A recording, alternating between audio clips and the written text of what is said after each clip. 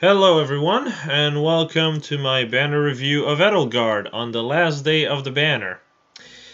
Yeah, as you can kind of tell, I kind of took my time on that one. To be honest, I thought the banner still had like 2 or 3 more days to go. Found that out today that it ends tonight, so... Ah. Oops. As you can kind of tell, let's just say this banner was not really in the forefront of my mind. There's not much to this banner in general, which is kind of a shame, but I mean, it's pretty much, if you're looking at, objectively, if you're looking objectively at the legendary version of each character, this is definitely going to be the weakest of the three, without even, like, seeing the other two. Because you have to realize this, right? She's a green armored axe. There is so many units that does something like that. And yes, her B skill allows her to run Gale Force, quote-unquote, with another skill, which is cool and all, but considering her weapon does not have cooldown -1, there is a few complications. But I don't want to continue too much on this. I'll just say that the other two have way more chance to shine than Edelgard.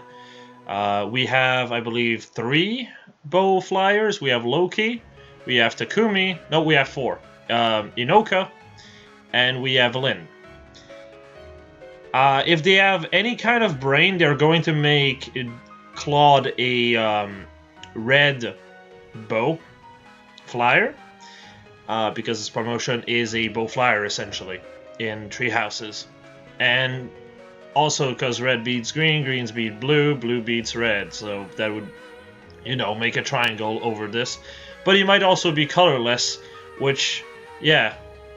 Considering his stat line as a cav, he's probably going to be something like Summer Takumi on steroid, and Summer Takumi is insanely good, so I think you can kind of imagine where that's going. If you're looking at Dimitri, he's a Lance Infantry. Lance Infantry kind of have not gotten a new unit in the pool since Shiro, and as far as like actual unit, you have Duo Ephraim, and then before that you have Dancing Berkut, and before that you have Shiro. Not a whole lot of competition is there, especially considering Gen 4, which I believe only Ephraim had? Because I think Berkut was Gen 3. I think Berkut was Gen 4. It was like the banner after Brave Heroes. But yeah, so if you're a fan of those two, just be assured those two have definitely more chances than Edelgard. Edelgard was kind of a lost cause to begin with, in certain aspects. But yes. Speaking of Edelgard, let's talk about her. So Edelgard comes with 3 new things. I'll start with Armored Stride, which I do want to point out the stupidity behind this skill. Armored Stride is a C skill that allows you to basically be solo and get a march effect, which is sorely needed because armored units are literally infantry units with like 7 more points of stat, and if you're comparing Fallen Corrin, the one that we're about to get, the male one, it's probably going to be a difference of like 1 BST with most armor, and he's infantry, aka more movement, aka more access to a lot more skills, and also is not a fucking dead on arrival unit if, the B slot is taken. So yeah, skill like Armored Stride were really needed, but you want to know the thing that makes Armored Stride not really nice to see added? It's only usable by Armored Axe, Armored Sword, and Armored Lance units, I believe. Which, it's not amazing, let's just put it this way.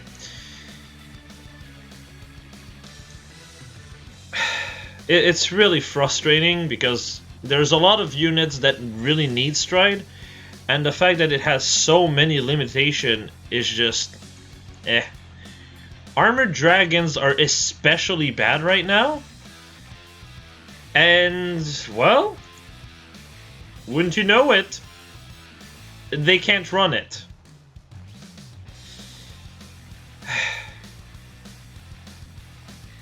So yeah, A lot of... I'm saying dragon armors are some of the worst dragons right now, except for Winter Sophist, because they have two weaknesses. The weaknesses are not rare either, which is also a problem.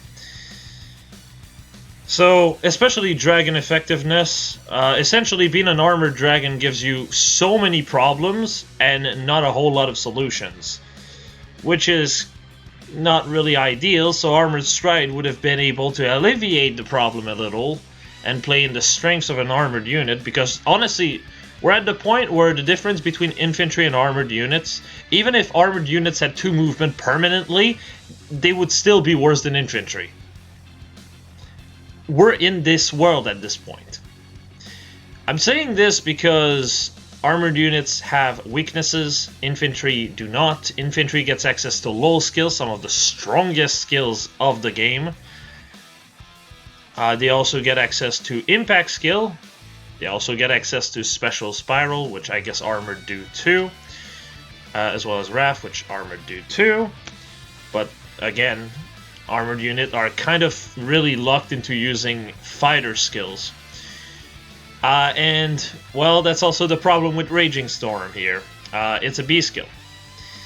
It's a really good skill, but I feel like they could have applied this as a unique special. At the end of the day, Raging Storm is the name of the combat art of Emir. So what they could have done is essentially a double effect. If you proc Bonfire in combat, you know, if you proc your skill in combat, you get to go again as well afterward. If Edelgard had something like this, I'm sure to some people that sounds broken, but she would actually be able to run Bolt Fighter and therefore run this skill as a 3 cooldown, which would basically be like hit, get hit, proc. This would also allow her to basically dish damage fairly consistently. Because right now, the way she is, look at that stat line, look at that speed stat, then realize that she doesn't get follow-up unless the enemy is a dragon or beast units. If they ended up merging Bonfire and Raging Storm as a special, and making it its own combat art, well, Edelgard would be a very solid unit, but also a unit that you can somewhat deal with. Again, armored killers are very much a thing, and if you have a red armored killer, she typically just goes down. Another thing to note with this is that her speed is trash, so unless she wants Rare Fighter, which she cannot, she's limited to her weapon, which, yes, her weapon does actually block follow-up, but the second you have either null follow-up or anything giving you a follow-up, this weapon just does not do anything. Essentially, if you're using a unit with, say, 22 speed, you know, versus her at 17, with Bolt Fighter, you will double through her weapon, because it becomes a speed check. Since her speed is so iffy, this will typically happen a lot against armored units, or against anything that would have an extra follow-up. This is not too ideal, I'll just be completely honest with you. And that's also a problem, because, yes, Raging Storm gives you an extra follow-up only against Dragonstone and Beast units, which Beast units there's almost none, and Dragonstone enemies there's a bunch, but there's also a million ways to deal with that. So, yeah, the fact that you get a follow-up as an extra effect from the B skill feels kind of useless. It also means that she'll only hit once. She'll only hit once if the enemy is not a dragon or a beast unit. This can be a bit of a problem. The main reason why I say this can be a bit of a problem is purely because you're basically limited to, do you one-shot? Okay, you don't? You're in a bad position. Sure, you're going to be able to go again, but if you have to deal with a high defense unit, this is not exactly ideal. Keep also in mind that because she does not have cooldown -1, even if you were to one-shot 2 units, you would not be able to proc Gale Force again. And if you do not one-shot, well, let me just put it this way. You're either going to fail to kill a unit, which can actually put you in a problematic position, because in a lot of positions, what you tend to want to do with Raging Storm is to attack, one-shot, and then back off, and then repeat on the following turn, because that's the safest way to go about it. Unless you have Gale Force, which you, as I said, will not have the charge to just go attack, kill, and then back off, because you'll be missing one charge. If you do not kill and then back off, typically the enemy will be able to just reach you on the enemy face anyway, unless you have a Dancer or Reposition. Again, it makes her set fairly clunky. The whole idea behind her kit, from what I understand, or at least from what I believe it to be, is that it's trying to emulate how Edelgard is as a character, which is stubborn beyond belief. In a sense of like, oh, I failed to kill, well, I'm going again, because I'm just that hard-headed toward what I want to do. Which is smart, but like I said, merging Bonfire and Raging Storm would have been a better way to go. If, of course, probably toned down the weapon, in the sense that the 6 attack and death penalty, that's a bit much. If the skill would have been Bonfire and Raging Storm, could have been lowered to like 3, like -3 attack and defense, and the enemy cannot make a follow-up. Something like that would have actually made her fairly balanced, but at the same time, a bit less clunky. The way she is right now, she's fairly clunky, and if you want to use Gale Force / Bonfire consistently, like just, you know, hit, potentially kill, proc Gale Force, proc Bonfire and something else, or attack again and then proc Gale Force, you typically have to dump the weapon, which is kind of a problem considering the weapon is the thing that makes it work. Honestly, as well, you can't really work with Specialist Fighter whatsoever, even if you were to dump Raging Storm, which is kind of a shame, but, I mean, to give you an idea, I'm using a Nagi, and Nagi has 19 speed. I can push her up to 50. Edelgard does not even have the options that I use to allow this to work, because, one, I use Legendary Eliwood. And I use Legendary Lucina, so she gets 3 speed because, you know, blessings. And then Legendary Eliwood provides another 6 extra speed. Edelgard cannot really use this because she's Fire Season, and wouldn't you know it, Fireboy Eliwood is Wind for some reason, so it doesn't really work. Which means that they can't really coincide together, which means the best you can really do is Kaden, but then you still lack the 3 speed from Lucina, so you're in a really shaky situation. Overall, the best way to really describe Edelgard is that she's clunky. She's not unusable by any means, but if you're going to deal with a high-def unit, typically you might struggle. Quick Riposte is also going to always work against her. I've already touched this a little when I mentioned Bolt Fighter completely trivializing the follow-up block that the weapon provides. But if the enemy has something like Quick Riposte and is red, better hope it's not an armor killer. Armor killer. Armor smasher. There you go. Because if that's the case, you're just dead.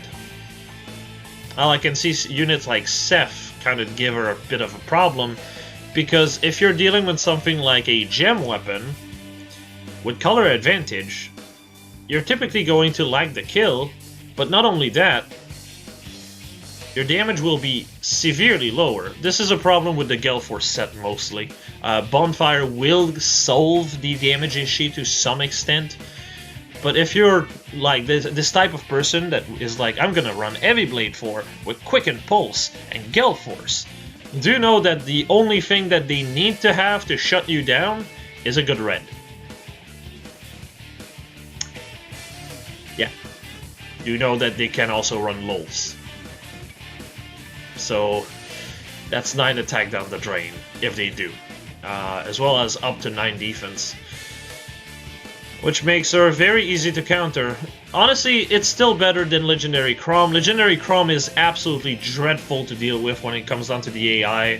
His assist as well as his weapon and stat line makes him very hard to counter. And in a lot of cases, you need to have this encounter to deal with him. Especially if you're dealing with like high investment Chrom. I know it's not common for most of the people here, because I don't think most people here score in the 750 plus. But the most annoying set that you can run into run something like Low Attack Def with Life and Death 4, Swiss Sparrow 2, obviously his Pref Assist and his Pref Weapon. And yes, he ends up essentially, as long as you're at full HP, he basically hits 92 attack and 48 speed if he initiates on you. It makes it really impossible to deal with him on the offense, and on enemy phase he still has 44 speed, which makes him very annoying to deal with. So, overall, what I'm trying to say here is that tanking him becomes very difficult, and most units that have the defense to tank him are armored units. Which, guess what? The bow is effective against. Go figure. So, yeah. On the other side, you have Edelgard, which is a lot more easy to deal with and has clear weaknesses. And I do hope we're going to get more of this and less of Chroms. So, yeah. But like I said, really all they had to do was to make Raging Storm and Bonfire merge as one.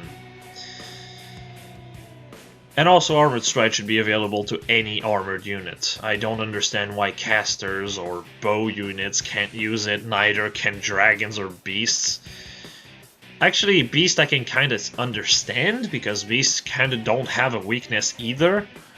Unlike dragons. They have some, but it's like on 4 units, and they're all premium, so not exactly what I call available, really. But yeah. Anyway, as far as comparison, let's talk about it. So, yeah. The main one is really Surtur. If you're going to talk about Arena, Surtur really comes to mind because they're both slow, they both have bulk, they both have good damage. The difference is that Surtur's weapon is a lot more helpful in a lot of cases. Edelgard, for example, if you run something like Gale Force, will be typically useless if she's dealing with a high defense red unit, of course, combat triangle and all. High defense green unit can also cause a bit of a problem, depending on, you know, how you invest in her. But that's a different story. It's a case-by-case basis is what I mean, really. So, you know, Sinmara will always kind of be helpful because 20 flat damage with no encounter, no extra charge on the enemy side, regardless of combat triangle, is just really solid overall, as long as you're in control. In the AI's hand, Surtur is not exactly the most threatening unit, dangerous, or like anything really. He's just a wheelchair in a way. The only thing that made him dangerous in Arena was the fact that you were forced to kill him with your bonus unit. Have fun when your bonus unit was a blue unit. I'll just say that. But now that that's not really a problem, Surtur is not that bad to deal with. Edelgard is kind of a one-trick pony. Raging Storm is solid, but like I said, it deprives you from having a fighter skill. Surtur can run Bold Fighter, Wary Fighter, and Vengeful Fighter pretty well, which, you know, gives him a bit more freedom. And while Edelgard can run this, the second that you take that out, the only thing you're comparing are weapons. So, yeah. You can kind of imagine. As for Memori, the main thing I want to really say about her is the fact that she has a speed stat. A Memori can be used with Special Fighter and has a very similar bulk to Edelgard, and even a very similar weapon. What Mirage Axe does is that as long as she is within the 2 space of a ally, which is the opposite of Edelgard, she gets 6 defense and res, aka missing the 6 attack from Edelgard's weapon, because of the fact that it's minus 6 attack and defense, and blocks a follow-up. Man, that feels very similar, doesn't it? And look at their bulk. Also similar. So really, it comes down mostly to the difference of attack. Edelgard is effectively up to 14 attack of difference. However, Memori does have a speed stat, and the speed stat actually does wonder for her. It allows her to be bulky while also blocking follow-ups consistently, which is, you know, a lot more helpful. Since our weapon does block follow-up, having a good speed stat is pretty helpful when dealing with armored units. Bolt Fighter mostly. Like I said, Edelgard is a sitting duck when dealing with Bolt Fighter, or like say Rid with his Gyoll if you have a debuff on yourself, which is very easily when you have so many stats this high. Chill is gonna find a way. But yeah, Memori would block this because of her weapon and speed. This allows her to be overall a lot better, and also it allows her to be a lot more aggressive. Edelgard, as I said, will typically only hit once, whereas Memori, if you put a speed buff, as well as, say, you know, darting stance, or if you want to be offensive instead, Swift Sparrow, stuff like this, you can actually hit a good chunk of speed with this. With a buff and Swift Sparrow, you're at 42 speed. Add to that, you know, flowers. You're in a good position already. Though she does require a bit of support. If you were to say combo her into Legendary Eliwood, for example, really the first one that came to mind, but Kaden also does the job. That speed just jumps up to 48 suddenly. Her attack is very easy to combo into Legendary Eliwood. 57 is pretty consistent. And yes, you'd end up with a super tank. You'd end up with a speedy super tank. On top of that, you end up with a lot of attack. You block follow-ups, and even if they have Bolt Fighter, they will typically not do anything like a follow-up. No, the only thing that could be a problem is no follow-up, but at that point you'd be at 48 speed. So, you know, you're in a good position, is what I'm trying to say. So, Memori is overall a better tank. And, you know, again, if you're talking about offense, she can run Bolt Fighter instead of Raging Storm, and yes, Edelgard can also do that. But she also runs into another problem if you try to run Bolt Fighter Gale Force, or Bolt Fighter anything, really. Though it's really mostly Gale Force that's a problem. Typically what will happen is that you'll just one-shot the unit, and therefore no Gale Force will happen. And say you one-shot 2 units, too bad, you just don't get to have Gale Force. Which is a bit iffy, whereas Memori's attack is more of the sensible side. The 14 less attack ends up being a boon for you at that point. So yeah, and also, this is kind of an obvious statement, but Edelgard is a legendary hero. Memori is a banner hero. The difference here is that Memori will be on 3-man banners at one point. Edelgard is locked to legendaries, which makes Memori twice as cheap on average. So, yeah, Memori kind of ends up being a bit more of a powerhouse in some cases than Edelgard for cheap. So yeah, and if you're talking about, you know, limited unit, Sophis is about as expensive as Edelgard to get the +10, though Edelgard can either be nice, or absolutely wreck your shit by just being like, oh, that's right, you want to get me, right? Ah, sorry, you got the other green. What a shame. What a shame. Whereas Winter Sophis is the only green of her banner, which is kind of helpful. That said, she's on a 4-man banner, so yeah.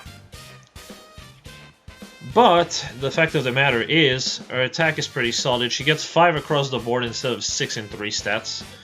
Obviously, she needs to be over 50% HP, but she gets serious.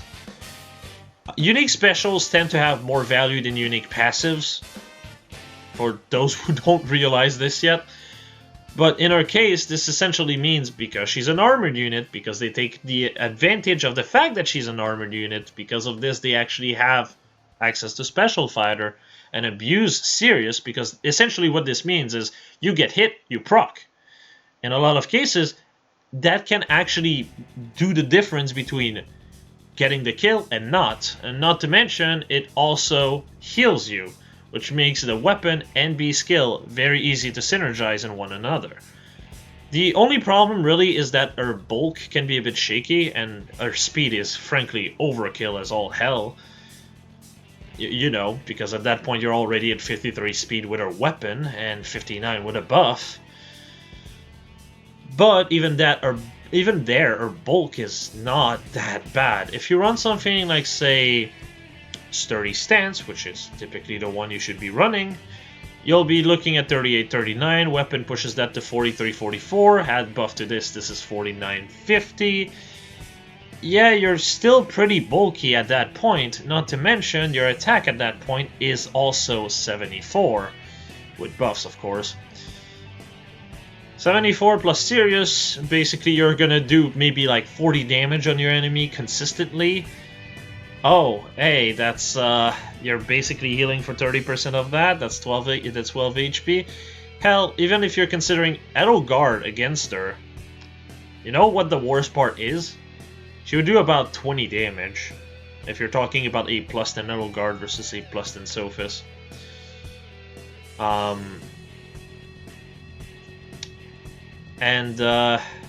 You know, that's if you're considering something like Distant Counter as your A slot, if you want to be multi-phase. If you have something like Heavy Blade plus Death Blow 4, this is a different story, or Death Blow 3, sorry.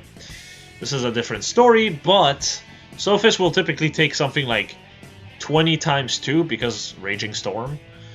But the thing is, she's gonna get hit, proc Serious gonna get hit, and then proc Serious again. And because of Special Fighter, whatever special you have is shut down. You see what I mean? This is a green with barely 34 base def, or 30 base def if you're talking about unmerged. Yeah, Sophis is kind of disgusting to be fair, so there's that. But yeah, Sophis is also just as expensive as Edelgard. 180 BST like Edelgard, but can be used in any season. So in some cases you can actually see this as a boon. But yeah, not to mention she can get buffs from those legendary heroes, which is something Edelgard cannot. So yeah. All that to say, overall, Edelgard is usable, but they are alternative, and sometimes they are cheaper. Another one that's worth mentioning is Brave Ephraim. Brave Ephraim also has a speed stat kind of like Memori, and he gets Garm, which allows him to get an extra follow-up instead of blocking one. So you can break through stuff that have a lot of speed and block follow-up, like say with Sturdy Impact and Mirror Impact and so on, which can be pretty helpful. But the main thing that makes Ephraim really worth considering here is the fact that he also has a speed stat, can run Special Fighter, has enough Death and Rest to actually work it out, just kind of like Memori. But more importantly, he's always on Hero Fest at least once a year, because every time we get a new anniversary, they tend to bring back Hero Fest for the Choose Your Legend units. Which, also, for those who do want a plus 10 Dimitri, or Claude, or Edelgard on the Brave banner, or really Lucifia as well, Keep in mind, you could just skip the Choose Your Legend banner, because like 3 months later we get the anniversary, and with the anniversary come Choose Your Legend of said banner. So, while you won't have the plus 10 of said unit for 3 months, it's also cutting the price immensely. So, you know, just saying, less chance of getting pity broken, more chance of getting the unit you want, that's pretty good. But yeah, overall, not too amazing. But let's talk about builds now. So on the left, this is a set with Special Fighter, completely ignoring the B slot that she comes with. This is with Noontime. It's a bit similar to what Sophis can do, except you're going to be bulkier and you're relying on quick riposte. Obviously AoEs, you can't tank those. If you have to deal with one of those, Special Fighter is probably going to die. And if it doesn't die, Quick Riposte does. If Quick Riposte dies, you're missing so many kills, it's actually disgusting. But if you're talking about something like, say, Arena or AR to some extent, if you don't have to deal with AoEs or with unit like, say, Lucifia, though even then, Lucifia could be tanked, technically, because you're looking at 55 def, 55 res, and 6 of that def and res is made by reducing the enemy's defense by 6. So, as a result, you know, that's basically 7 less attack on Lucifia's side because combat triangle. But honestly, I would not try it. In a lot of cases, you're probably going to die anyway. But yeah, all that to say, you can kind of make that work. Your speed is still going to be iffy, so you're probably going to be doubled a lot, which is why I use Noontime, because that way you basically get hit, proc, similar to what we spoke earlier with Sophis and Noontime. Though, do keep in mind, personally, if I were to pick between her or Sophis with a set like this, I would definitely pick Sophis over Edelgard. Absolutely all the time. As for the set on the right, this is a set that's mostly focused on bulk with Vengeful Fighter, so you don't need Quick Riposte in the seal slot. Look, most armored units can do this. Surtur can do this for the most part, as well as dealing true damage at the start of every turn. So while I do think this is an option, Surtur pulls that off better, personally. At least in the end of the player. In the end of the AI, Vengeful Fighter is not threatening whatsoever, but God forbid, I am quite happy whenever I find a Surtur with Vengeful Fighter, because it makes my life much easier. But yeah, here she basically hits 60 def and res, makes her fairly bulky, which means that she limits the amount of damage she takes, which means Noontime will be able to, you know, save your ass more consistently. If what you want is more damage, instead of actually wait, since it's not Special Fighter, you would not get to proc Noontime every time, which is kind of iffy. So yeah, but I guess you could use Soul instead. Honestly, as far as this set is concerned, if you want to just have damage, Ignis is also an option. If you're talking about the Special Fighter set, Ignis is also an option, but it's a bit iffy because you're wasting charges. Aether could also be used, but the problem with Aether is that typically you'll do the most damage on your first hit, and the second hit is to close the kill. Typically the enemy will be basically almost dead, which means you're not going to heal that much. Unless you just one shot, then get hit again, and then just proc. In which case you're in a good position. But it's a bit shaky overall. But yeah, instead of Noontime, this would be definitely better with Ignis, since you're typically going to get doubled anyway. If you're talking about damage. If you're talking about heals, you're not really in a good position, really. I'm gonna be completely honest. Unless you use Brave Lucina. If you use Brave Lucina, you can use Noontime. If you use Brave Lucina, you can also use Ignis. Or Glimmer or Moonbow, that's also options that all works. but if you don't have Brave Lucina or you do not wish to use her with Edelgard, it's not really too amazing. Moving on to the second set of builds. So on the left side, this is the typical Gale Force set. To keep in mind, Quicken Pulse is required if you want to pull Gale Force 3 times consistently. And also do keep in mind that Bonfire is also an alternative if your goal is to do damage. I did not decide to make two builds when the only difference is the special, purely because, well, Bonfire, Gale Force, you just pick between the two. One damage or one extra turns? I wonder. It really comes down to your preference, though. I decided to go Attack Plus, despite the fact that it hurts Gale Force, because at that point you don't have Bolt Fighter. I did not make a single set with Bolt Fighter either. The idea behind that is purely because if you're going to do that, most armored unit can do that. I'm gonna be completely honest. Another problem that I did not really touch upon in Edelgard, if you have a plus 10 legendary Hector, there's no point in ever touching this character. Because at that point the only difference is 5 points. 5 points! In terms of BST, which means you're going to score Alpha Merge higher than Hector. Whoop-de-doo! For stuff that both characters basically do more or less the same stuff, except Asti and Pulse can actually work on so many teams, it's actually kind of annoying to deal with in certain cases. So, yeah, at least, you know, Hector has something going for him, whereas Edelgard is clunky with what she can do. But yeah, the set on the right, Vengeful Fighter, this time with Slaying Axe. This is essentially less bulk, but it means that with Brave Lucina, you could just get hit, proc Bonfire. This is what I mean by cooldown -1 being weirdly absent. 3 attack means nothing. I still don't understand, and I've said this all the time, but I do not understand why they consider 3 def, 3 res, 3 speed, 3 attack to be even remotely comparable to cooldown -1. Because if it's not cooldown -1, it's a stat increase. Great. The stat increase does not help all the time. It limits you. Cooldown -1 does not limit you. Why? It almost feels like if you're going to give stat boost on a weapon, it should boost 2 stats. Like for Edelgard, it should boost attack and res.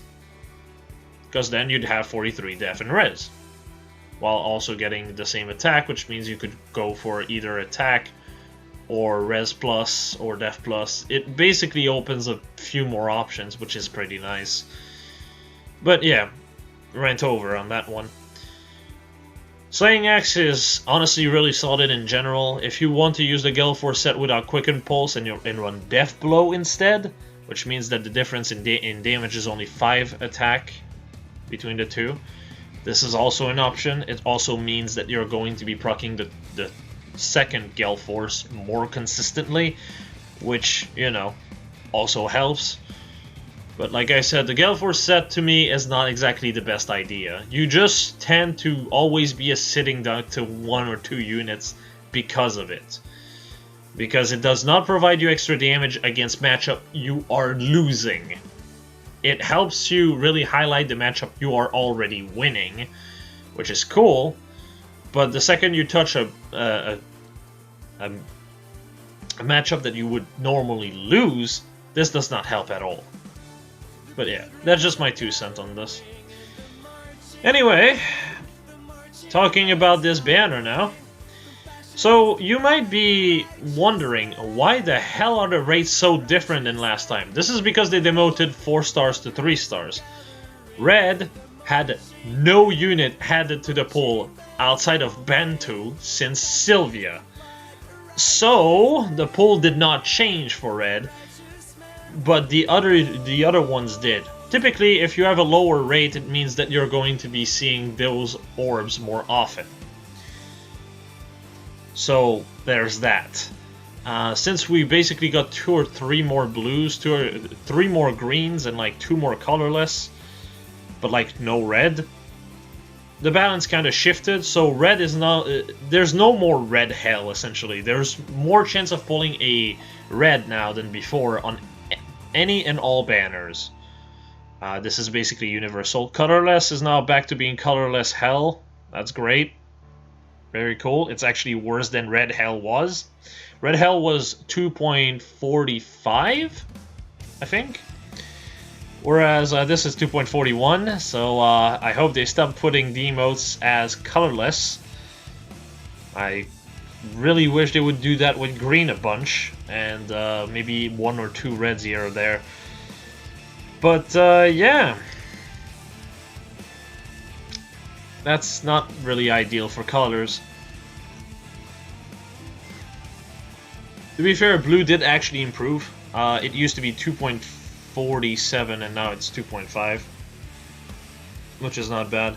Green got worse, but now the appearance rate of green is about 19.2%, I think.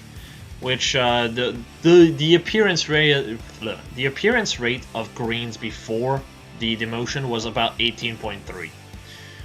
So it does pretty much help. It's almost a 1 out of 5 chance now, which is pretty nice.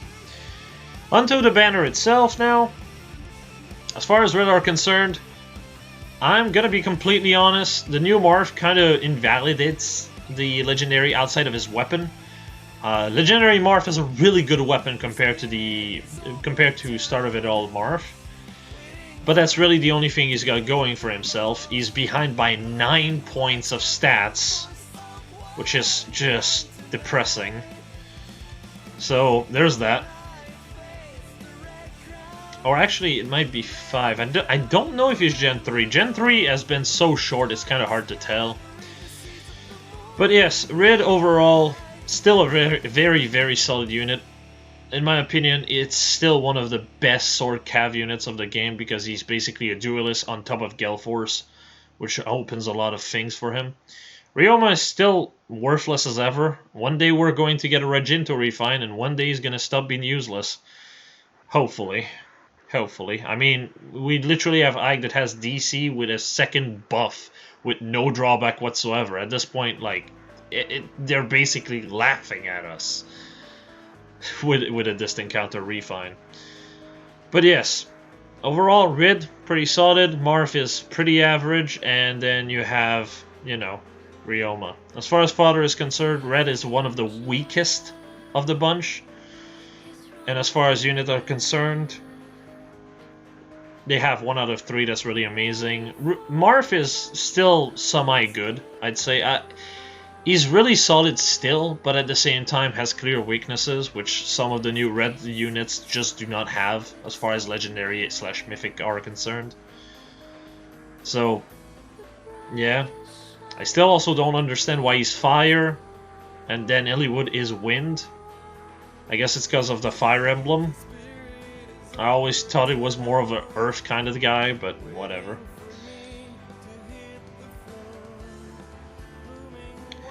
Moving on to blue.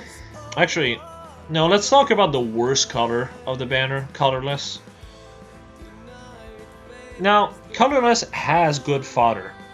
Melancholy is a fantastic weapon. Mystic Boost is a fantastic B-slot. And then you have Laroom. I don't understand why they think Laroom is, for some reason, on the level of a legendary unit.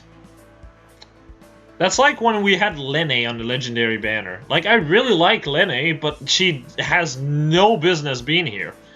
Getting Laroom is nothing but a disappointment, basically. Nothing she has is really amazing. And she's literally just a premium version of Tethys that's worse. I don't know how to put it other than this. She is just completely worse. Which is kind of a shame, but, you know, life goes on. Silk, on the other hand, is a really solid unit, but I feel like if you're going to be pulling for her, like her exclusively, wait for a 3-man banner, those have just way better rates. Way, way, way better rates than legendary banners are concerned. So, you know, definitely the way to go.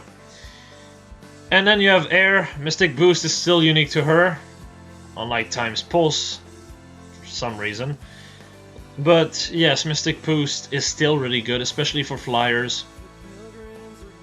I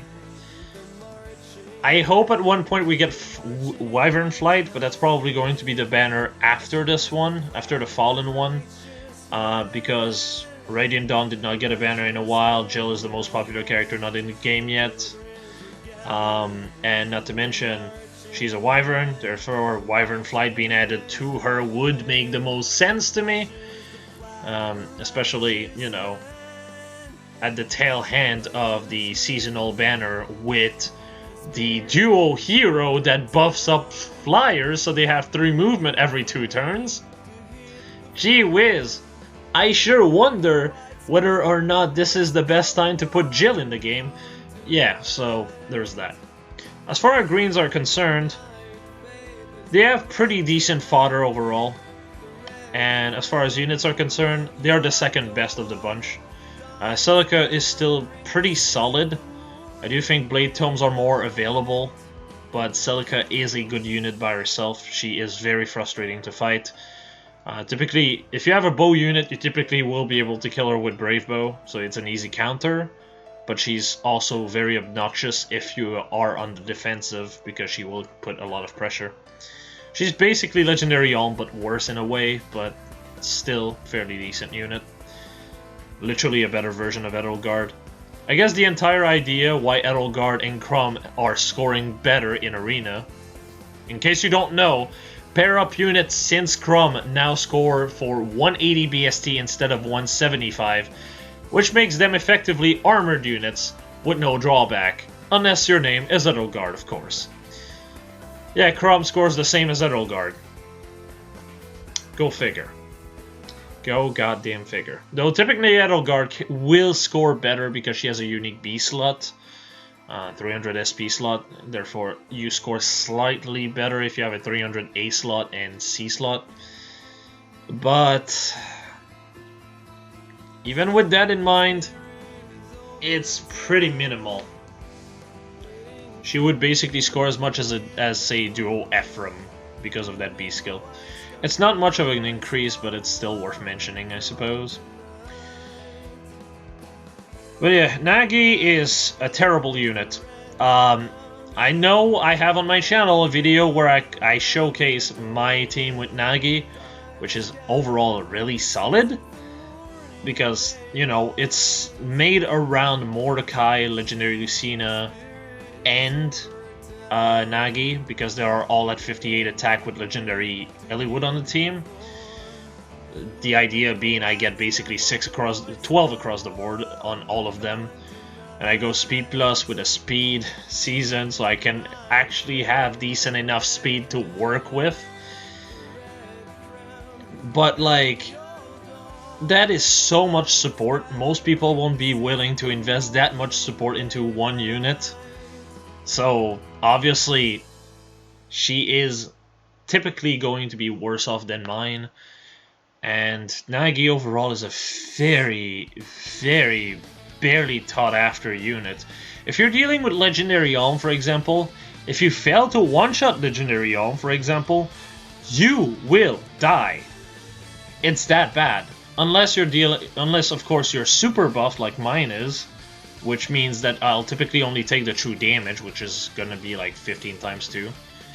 But if you don't have something like that, you're typically going to take about 22 damage per hit, typically even more, which, yeesh. Like, you'll typically get destroyed as a result, which is not really amazing. And if you for some reason stray far from Special Fighter, he's gonna proc Lunar Flash. If he has Quicken Pulse on top of if he has Infantry Pulse, like even 1 on top of you know, Flashing Blade Seal, he's still gonna kill you. Like, even with Special Fighter. And you know the worst part? If you're talking about the plus 10 Legendary Yalm and the plus 10 Nagi, even with Attack Plus, you may actually miss the kill in one hit. Yeah, it's not amazing, is it? And yeah, she is a fantastic AoE counter, but we're literally getting Leon in like what, 2 or 3 days, and Leon is quite literally a better version of Nagi, though he still has his own issues. I'll cover that whenever I cover the video, or the banner rather. But yeah, Nagi just kind of doesn't really work in that way. Even though she has overall a really good weapon, it's just that her speed is very shaky, and her bulk, while solid, doesn't stop you from being doubled, while green is not also an amazing color, and there's just, again, just like Edelgard, better options. Not to mention double weakness. Dragon killers are everywhere, which makes her very difficult to use unless you have dual Idun, which... just use her with better units at that point. And then you have Edelgard. Edelgard's okay. Like I said, she can work. It's just that I do feel like there are cheaper alternatives. And those cheaper alternatives will typically be the things I'll be going for, sorry. And now we're talking about the best units of the banner for most players. Naga, terrible unit. I've said this before, but I still think her C skill should have 2 range, like it should be within 2 space rather than adjacent, because the way she is right now, she relies on her C skill to give dragon effectiveness to others, so then she gets buffed to herself. But because they need to be adjacent, Aversa is a natural counter, and now Yago is also just joining the mix, so you can kind of tell how not great of a situation this is for little Naga over there. Especially considering Lilith has none of those issues and get 5 across the board for basically no reason. No drawback, no nothing, and extra movement.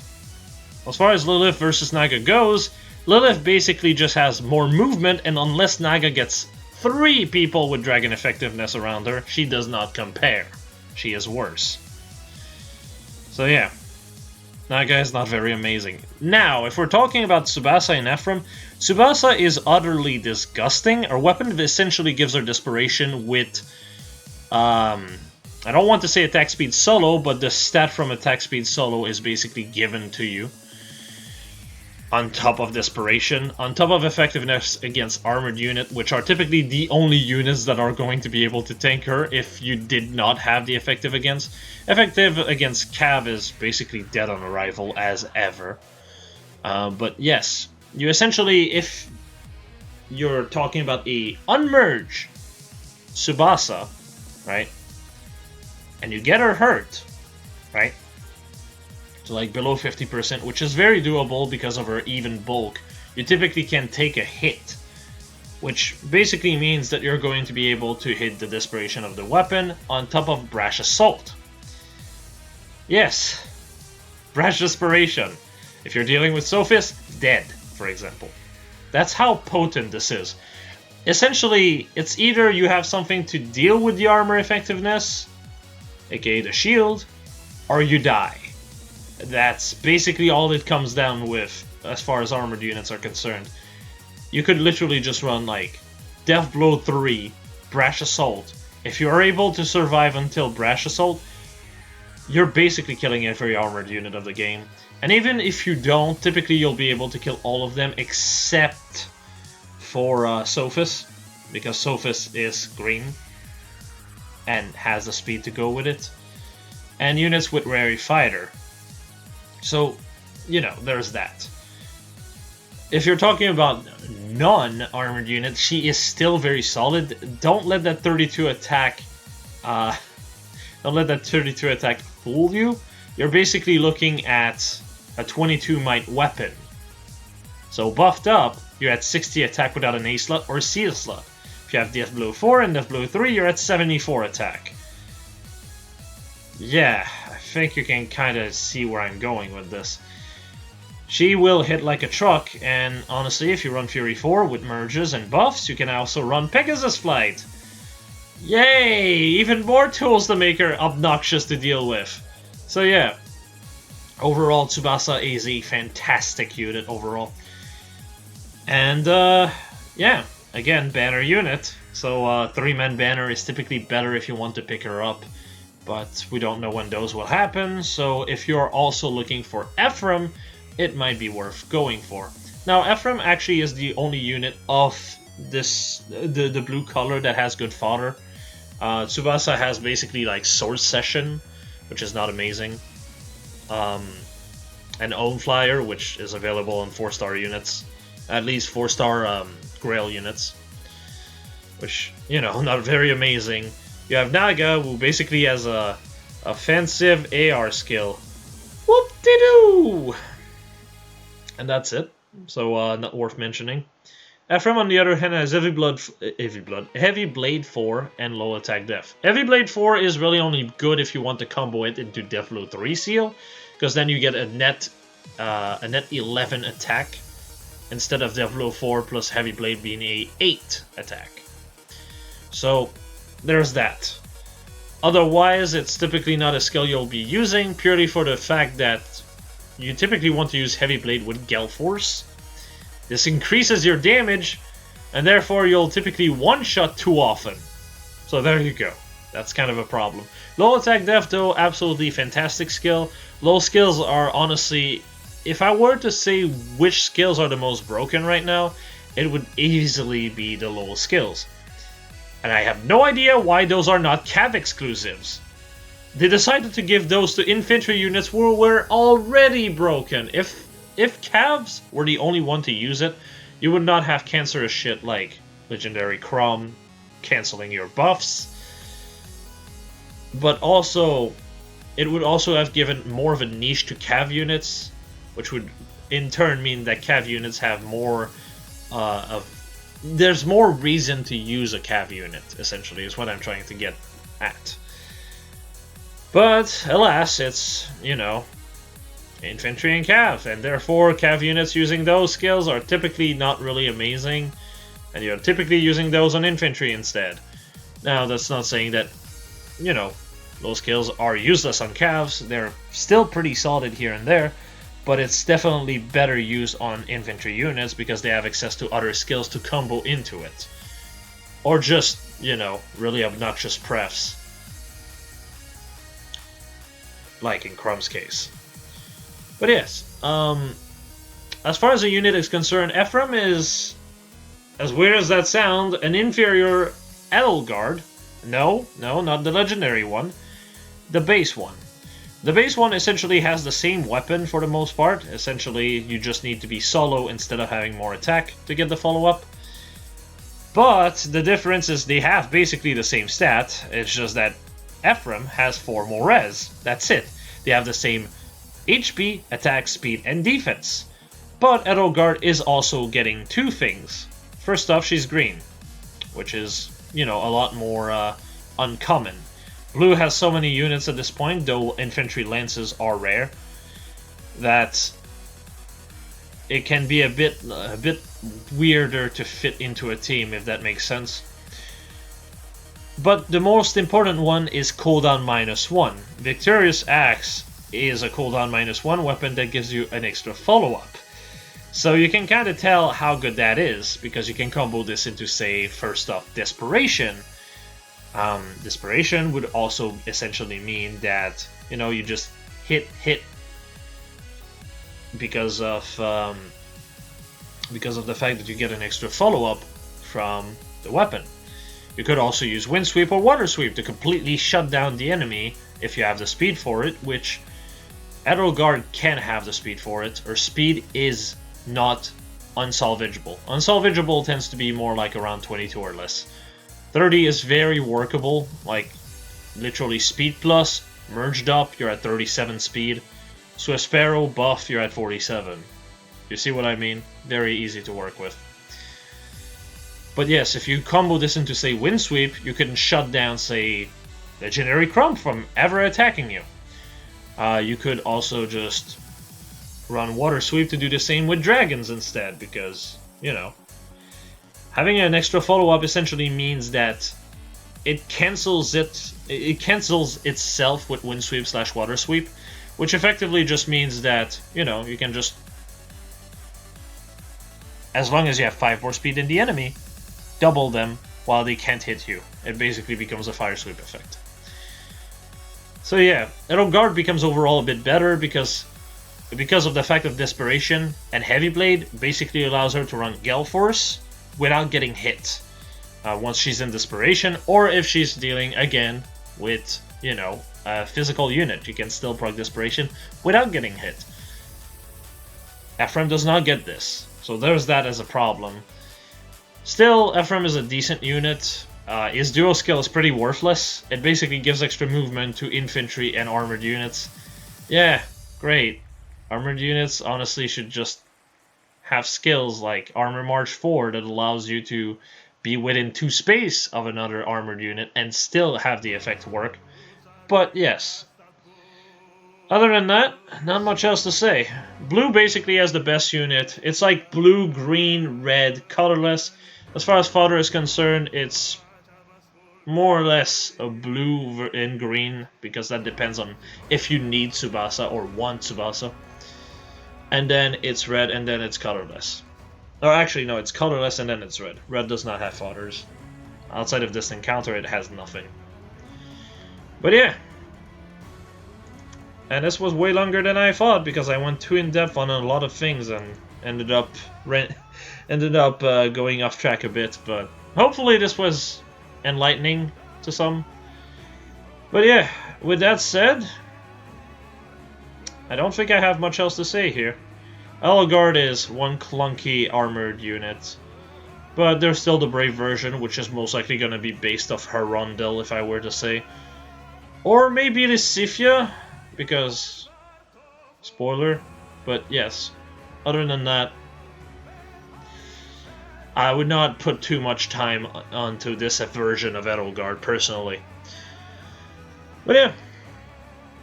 Hopefully, like I said, this was helpful to some, and not too late to most. And with that said, have a nice rest of the day, everyone. See ya!